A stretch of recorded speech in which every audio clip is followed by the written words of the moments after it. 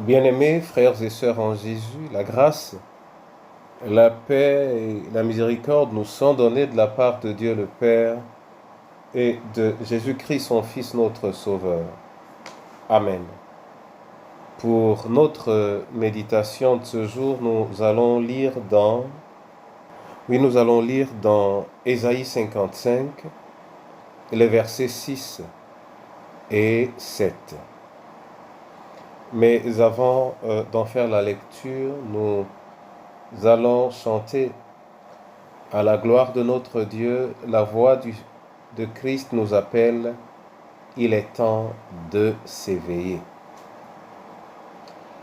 La voix de Christ nous appelle. Il est temps de s'éveiller. La mission est vaste et belle, qui veut pour moi travailler.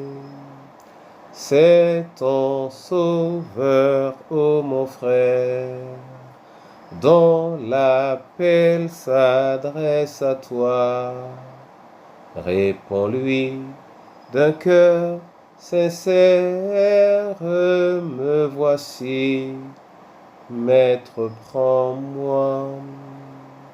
Sans franchir les mers bruyantes, tu peux annoncer Jésus.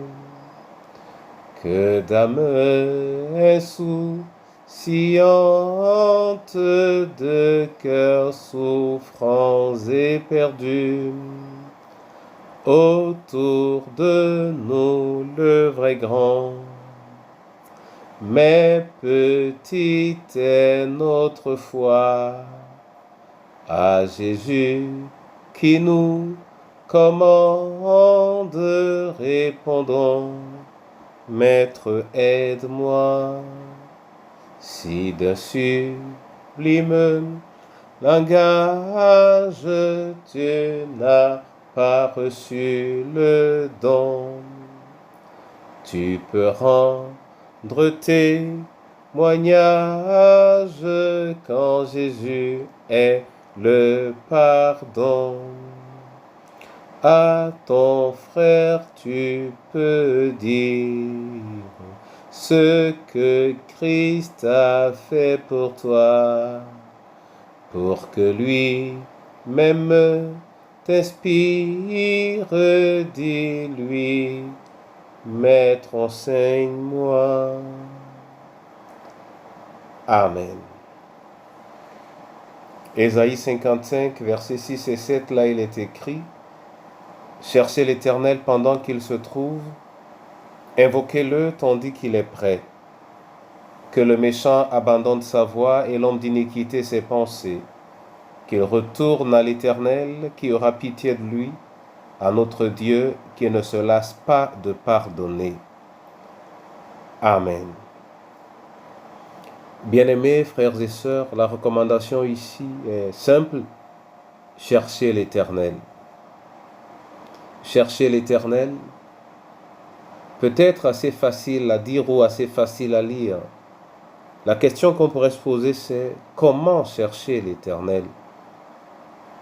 Et il y a une précision dans ce verset: pendant qu'il se trouve. Pendant qu'il se trouve. Ce qui signifie qu'il y a des moments où le Seigneur peut ne pas se trouver. Et c'est dans le même esprit que l'on dit invoquez-le tandis qu'il est prêt.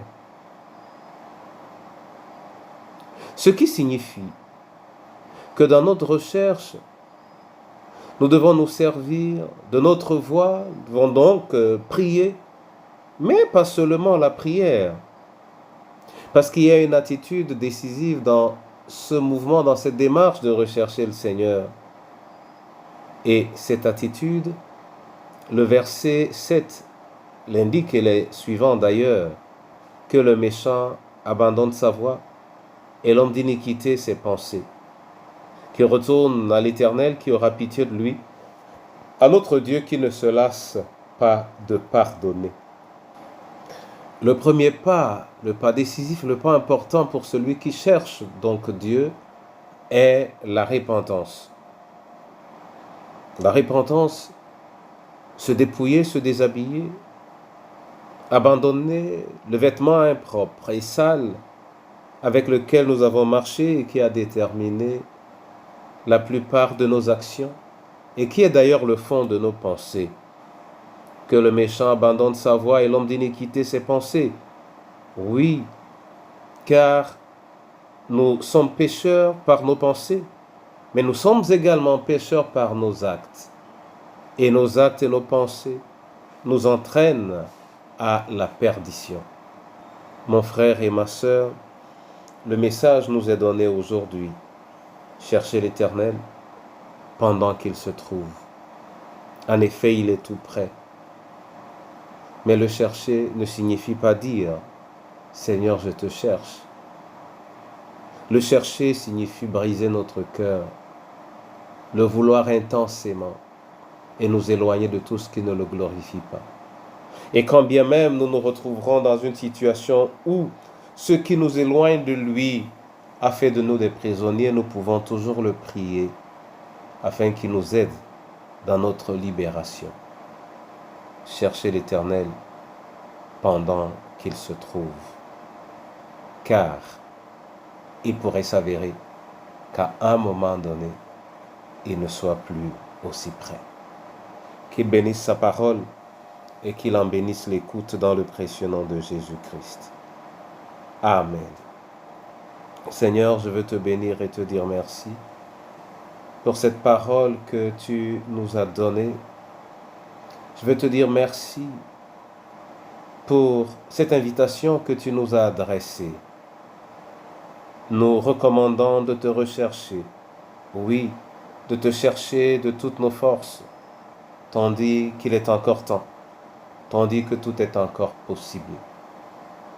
Accorde à nos cœurs la grâce de recevoir entièrement ta parole et de se disposer, après l'avoir entendue, d'emprunter la démarche qui permettra au mieux de manifester notre sensibilité.